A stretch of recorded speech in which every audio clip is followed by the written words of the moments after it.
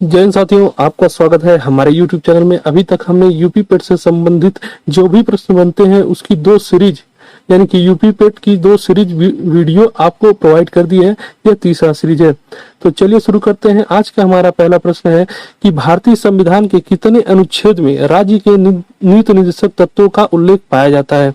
तो इसका जो सही आंसर हो जाएगा वो अनुच्छेद 36 से 51 तक में राज्य के नीति निर्देशक सिद्धांतों का उल्लेख पाया जाता है। अनुच्छेद 36 से 51 ऑप्शन नंबर ए सही हो जाएगा। हमारा नेक्स्ट प्रश्न है,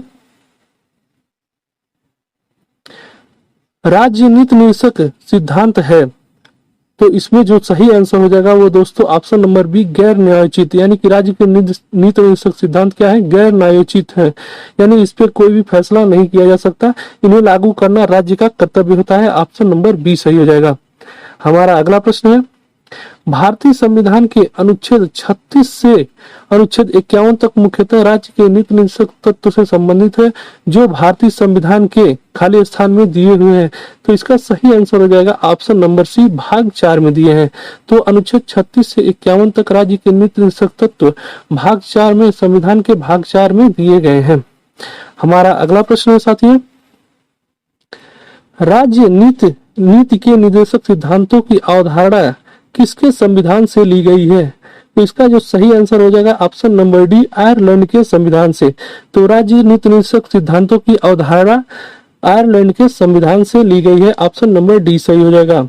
हमारा अगला प्रश्न है, नीति निर्देशक सिद्धांत है। तो इसका जो सही आंसर हो जाएगा वो दोस्तों वह हो जाएगा कि यह वाद योग्य नहीं है। तो नीति निर्देशक सिद्धांत क्या है, वाद योग्य नहीं है, यानी इस पे कोई भी फैसला नहीं किया जा सकता, मैंने पहले ही बताया। हमारा अगला प्रश्न है, राज्य के नीति निर्देशक तत्व के पीछे बाध्यकारी बल है। तो इसका जो सही आंसर हो जाएगा वो ऑप्शन नंबर ए लोकमत। तो राज्य के नीति निर्देशक तत्व के पीछे बाध्यकारी बल क्या है, लोकमत। ऑप्शन नंबर ए सही हो जाएगा। हमारा अगला प्रश्न है, निम्नलिखित में से कौन एक राज्य के नीति निर्देशक सिद्धांतों का उद्देश्य नहीं है। तो इसका सही आंसर हो जाएगा एवं धार्मिक राज्य की स्थापना करना। तो इसमें दोस्तों राज्य के नीति सिद्धांतों का उद्देश्य क्या नहीं है कि एक धार्मिक राज्य की स्थापना करना नहीं है, यानी ऑप्शन नंबर सी सही हो जाएगा। अगला प्रश्न है, संविधान के किस संशोधन से राज्य नीति के निर्देशक सिद्धांतों को मौलिक अधिकारों की प्रमुखता को स्थिति मिली है। तो इसका सही आंसर हो जाएगा 42वां संशोधन। तो संविधान के संशोधन राज्य निर्देशक सिद्धांतों के 42वां संविधान संशोधन के द्वारा मौलिक अधिकारों पे प्रमुखता की स्थिति मिली है। ऑप्शन नंबर सी सही हो जाएगा। हमारा अगला प्रश्न है, संविधान के 42वें संविधान द्वारा राज्य के नीति निर्देशक सिद्धांतों के अध्याय में कुछ निर्देश जोड़े गए हैं, ये निर्देश नहीं है।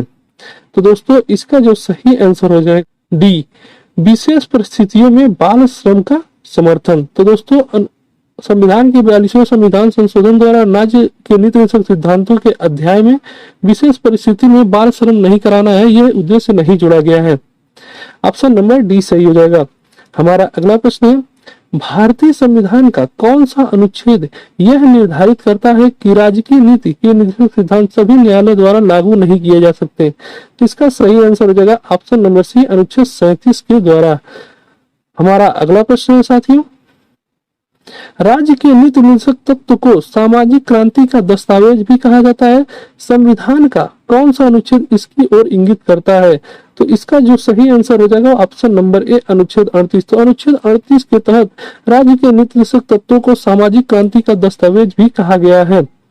यह अनुच्छेद 38 में कहा गया है, इसलिए ऑप्शन नंबर ए सही हो जाएगा। हमारा अगला प्रश्न है, कल्याणकारी राज्य का उद्देश्य है। ऑप्शन नंबर ए अधिकतम संख्या का अधिकतम कल्याण सुनिश्चित करना। ऑप्शन बी कमजोर वर्गों के कल्याण का प्रबंध करना। ऑप्शन सी सभी नागरिकों को स्वास्थ्य सुविधाएं प्रदान करना। ऑप्शन डी उपरोक्त में से कोई नहीं। तो दोस्तों आप इसका जवाब अपने कमेंट सेक्शन में जरूर दीजिएगा। दोस्तों मैं इसे अपने कमेंट सेक्शन में इसका जो जवाब है उसे पिन कर दूंगा, आप वहां से इसका आंसर जरूर देख पाएंगे। तो साथियों मिलते हैं आपसे नेक्स्ट वीडियो में, तब तक के लिए धन्यवाद। जय हिंद साथियों।